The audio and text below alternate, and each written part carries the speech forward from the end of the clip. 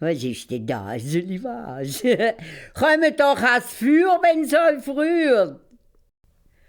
Mit einem gewaltigen Sprung kommen zwei riesige schwarze Katzen, hocken voreinander und schauen ihn mit roten, feurigen Augen wild an. Kaum haben sie sich ein bisschen gewärmt gehabt, fängt eine an zu schwätzen wie ein Mensch. Wollen wir einen Jass machen? Der Hans lacht.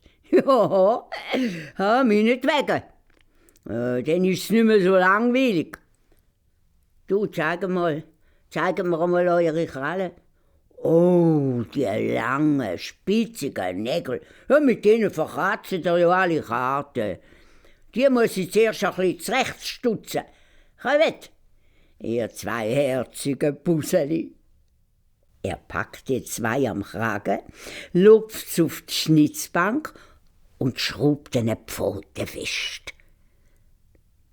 Doch kommt auf einmal aus allen Nicken noch mehr schwarze Katzen.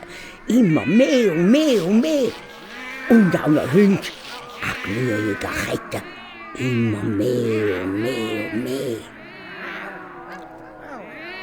Der Hans hat selber fast keinen Platz mehr gehabt. Die Katzen haben angefangen an ihm aufzuklettern, haben dann gekrebelt und gebissen und die Hunde haben nach ihm geschnappt. Da nimmt Hans ein Schnitzmesser, er fängt an sich wehren und um sich zu schlagen. Weg da! Au! Weg da! Weg da, ihr Satansbraten, ihr Lumpentier! Weg da! Er reißt das Fenster auf und stellt sich davor. Aber jedes Mal, wenn eins von diesen Gespenstertieren auf ihn loskommt, springt der Blitz schnell auf die Seite. Und eins und das andere ist im Schlossteich plumpsen.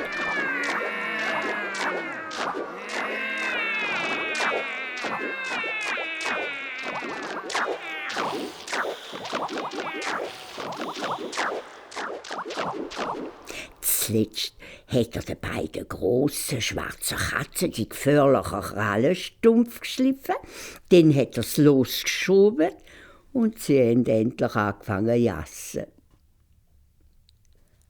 Aber nach einer Weile hat er gegähnt. Oh, jetzt muss ich ein bisschen schlafen. Sind ihr nicht auch müde, ihr Puseli? Oh, da hat's ja ein Bett. Auf einmal ist da ein Bett gestanden. Er liegt inne, macht die Augen zu, riss sie aber sofort wieder auf.